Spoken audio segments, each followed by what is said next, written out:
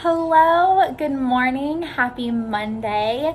My puppy Penny is here with me today to do a little coffee chat this morning. Again, I have another Dazbog. I've had a couple meetings at Dazbog for the last couple weeks, so that's why my coffee of choice lately has been Dazbog in Loveland. And by coffee of choice, I mean chai of choice. I do like coffee, but it makes me a little jittery sometimes. So it's been chai the last couple of times. So again, this is my Monday morning coffee chat where I talk about whatever I feel like talking about, whatever comes to mind on Monday morning. And today, that is home staging. So I think when a lot of us, at least I did before I was in real estate, when I thought about staging, I thought about, model homes, bringing in, a bunch of knickknacks and furniture for vacant homes.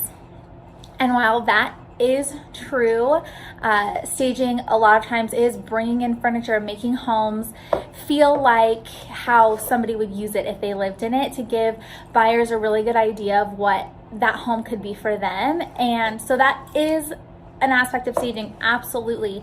But I think the piece that people miss is just the staging consultation. If I'm gonna sell my home, what do I need to do to make it most appealing to buyers? Because really, even though this has been your home for a while, it's a product. It's what people want to move into. So what can we do to make your product most appealing?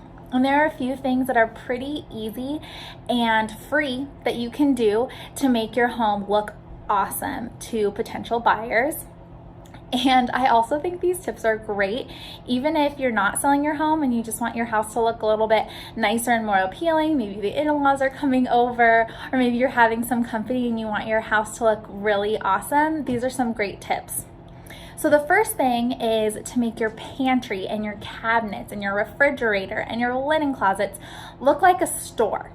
Think about how things are folded nicely, Marie Kondo, everything, get rid of the stuff that's unnecessary. Fold your towels so that they look nice. Penny wants some of this chai tea. She can't have it. You really want those things to look nice because people are going to open those cabinets. People are going to open your refrigerator. People are going to open your linen closet, and you want it to look as nice as possible.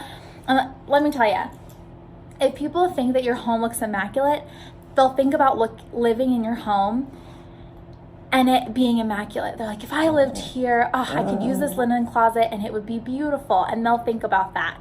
So just keep that in mind. Make everything look really nice and presentable, even behind the doors. Another thing is just the clutter around your house.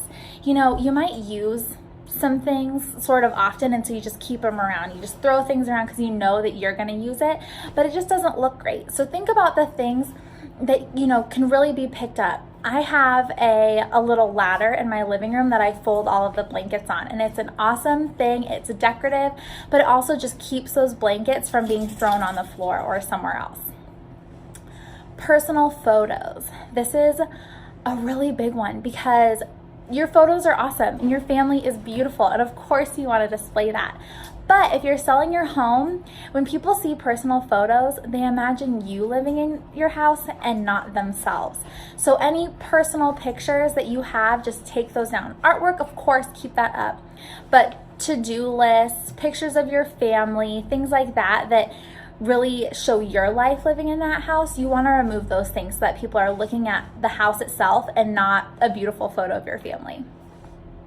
And then finally, this was one thing that I was really surprised about that I never thought of, but the example, she's crazy. The example of flags and crosses came up in a conversation when I was working with a stager on a listing I had. And her explanation, Penny is just playing like crazy over here. Her explanation is, if somebody looks at an American flag, they might think of their nephew who is overseas, and then their mind isn't on your house anymore. It is somewhere else. And similarly with crosses, somebody could see a cross and they could think, I have church this Sunday and I forgot that I have to be a greeter. So I need to figure out what I need to do with the kids right at the beginning of church this week because I am going to be busy. Or they think about Wednesday church group and what they have going on, and their mind drifts away. It goes somewhere else. It's not on your house anymore. So if you want people to focus on your house, just take all of that away so that the focus is on the building and not everything else that might be going on with their lives. So those are my tips, the things that I'm thinking about this week. I hope that you guys have an awesome week. If you have any questions, or if you want a tip, a link to a stager or any resources, please reach out. I'd be more than happy to help. I will talk to you next week. Have a good one.